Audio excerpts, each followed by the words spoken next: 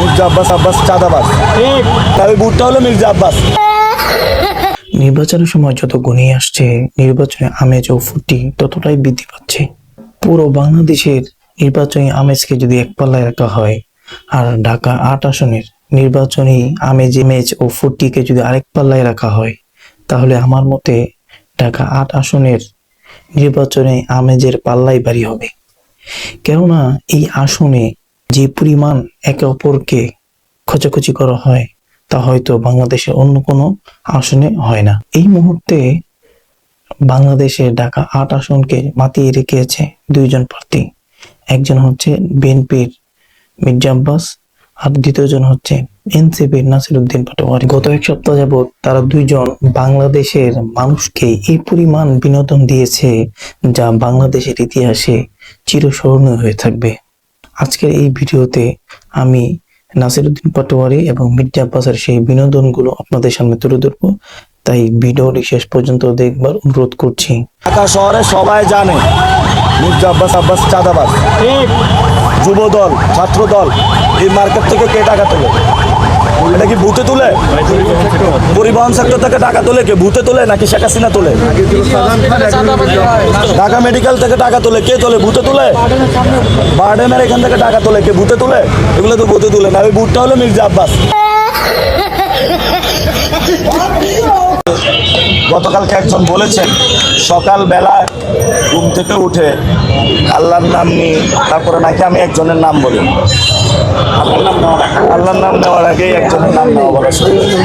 এখানে একজন সম্মানিত, সমাজের সবচেয়ে সম্মানিত ব্যক্তি রয়েছেন এবং তাকে সমাজের সবাই শ্রদ্ধা করে এবং সমাজের সবচেয়ে উনি উপরস্থ কর্মকর্তা ব্যক্তি। উনি সকালবেলা উঠে আল্লাহর নাম নিয়ে চাঁদাবাজি শুরু করেন।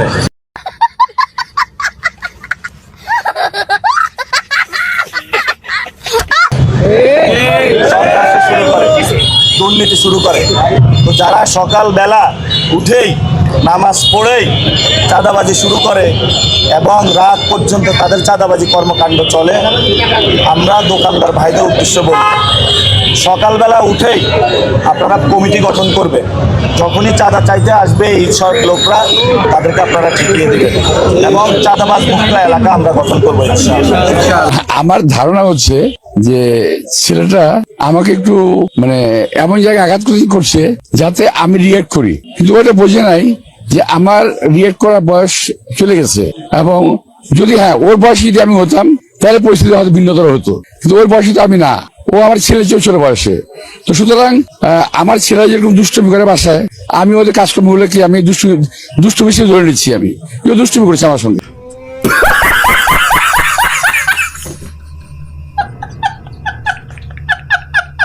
ছোট হতে পারি, কিন্তু অভিজ্ঞতার ঘাটতি আপনার চেয়ে বেশি আছে। এতক্ষণ ধরে তো আপনারা বিনোদনগুলো উপভোগ করলেন।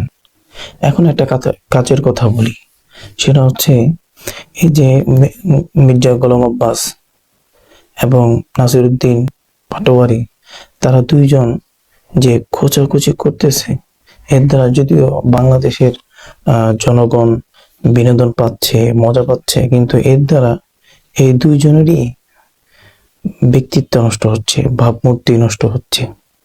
বরং তারা যদি এই ধরনের কাজের পিছনে, খোঁজাখুচির পিছনে সময় না দিয়ে বরং নির্বাচনী প্রচারণার ক্ষেত্রে যদি জোর চালায়, তাহলে এই ক্ষেত্রে উভয়েরই জন্য কল্যাণ হবে।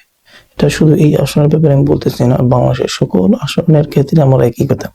খোঁচাখুচি অনর্থক কাজের ভিতরে সমালোচ না করে বরং ঘরে ঘরে যে নিজের নির্বাচনী প্রচারণাকে জোরদার করা, তাহলে এর দ্বারা আপনার ভালো ফলাফল পেতে সহায়ক হবে। আর খোঁচাখুচির দ্বারা কোনো সময় ভালো ফলাফল পাওয়া আর আশা করা যায় না, কারণ খোঁচাখুচির কোনো রেজাল্ট নেই। আপনার নির্বাচনী রেজাল্ট, ভালো রেজাল্টের জন্য আপনাদেরকে প্রচারণাটা মজবুত ভাবে করতে হবে, এর পিছনে সময় দিতে হবে, তাহলে এর দ্বারা আপনি উপকৃত হবেন।